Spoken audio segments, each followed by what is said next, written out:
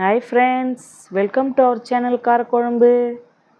இன்றைக்கி ஒரு lunch box recipe தான். லெமன் சாதம், உருளைக்கிழங்கு வறுவல் ஈஸியாக குயிக்காக எப்படி செய்கிறது பார்க்கலாம். அதுக்கு ஃபஸ்ட்டு சாதம் வடிச்சிக்கலாம். ஒரு 2 டம்ளர் அரிசியை 1 மணி நேரம் ஊற வச்சு கழுவி இது போல் அடுப்பில் வச்சுக்கிட்டேன். சாதம் ரொம்ப குழையக்கூடாது, இது போல் வெந்திருந்தோடனே வடிச்சுக்கோங்க. இந்த சாதத்துக்கு 2 பெரிய சைஸ் எலுமிச்சைப்பழம் எடுத்திருக்கேன், அதை புழிஞ்சு வச்சுக்கலாம். இப்போது அடுப்பில் ஒரு கடாய் வச்சுக்கோங்க. ஒரு கரண்டி எண்ணெய் சேர்த்துக்கோங்க.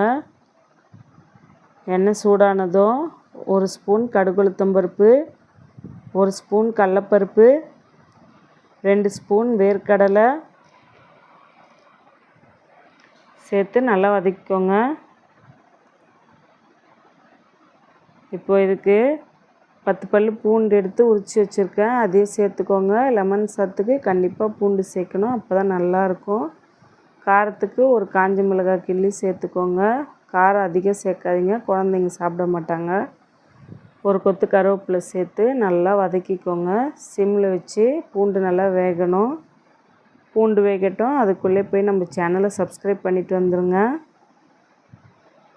பாருங்கள், இது போல் நல்லா கலந்து விட்டே இருங்க, பூண்டு வெந்துடும் சீக்கிரமாக. வெந்ததும் இதில் ஒரு 1/2 ஸ்பூன் மஞ்சத்தூள், புழிஞ்சு வச்சுருந்தோம் இல்லையா லெமன் சாறு, அதே இதில் வடிகட்டி சேர்த்துக்கலாம். சேர்த்துட்டு கொஞ்சமாக பெருங்காயத்தூள் சேர்த்துக்கோங்க.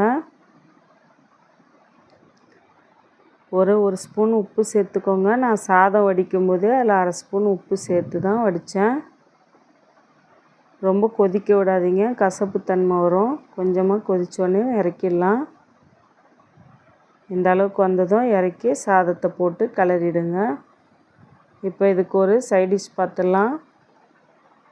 2 பெரிய சைஸ் உருளைக்கிழங்கு எடுத்து இது போல் பொடியை கட் பண்ணி வச்சுருக்கேன். அடுப்பில் ஒரு பேன் வச்சுக்கோங்க.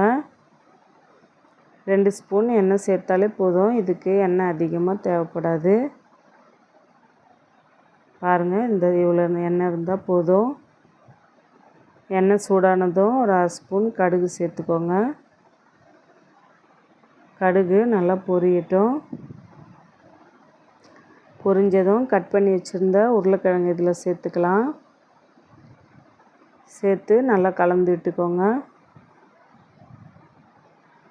இது போல் நல்லா கலந்து விட்டுட்டு இப்போ இதில் ஒரு 1/2 ஸ்பூன் உப்பு, 1/4 ஸ்பூன் மஞ்சத்தூள், 1 ஸ்பூன் வீட்டு மிளகாத்தூள் சேர்த்துக்கோங்க, நல்லா டேஸ்ட்டாக இருக்கும். சேர்த்துட்டு 1/4 ஸ்பூன் இஞ்சி பூண்டு பேஸ்ட் சேர்த்துக்கோங்க.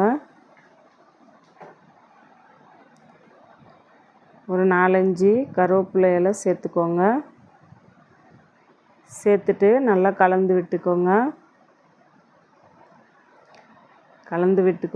இந்த உருளைக்கிழங்கு வறுவல், லெமன் சாதம், புளி சாதம், தயிர் சாதத்துக்கெலாம் நல்லா டேஸ்ட்டாக இருக்கும்.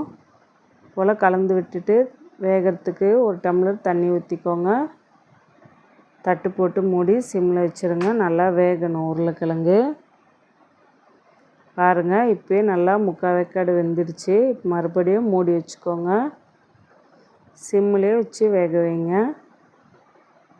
இந்த போல் நல்லா பாருங்கள், இப்போ நல்லா தண்ணியெலாம் வற்றி நல்லா வெந்து வந்திருக்கு. ரொம்ப நல்லா டேஸ்ட்டாக இருக்கும். இந்த லெமன் சாதத்துக்கும் இந்த உருளைக்கிழங்கு வறுவலுக்கும் சூப்பராக இருக்கும். பசங்க நல்லா விரும்பி சாப்பிடுவாங்க. நீங்களும் ட்ரை பண்ணி பாருங்கள். Okay, bye friends.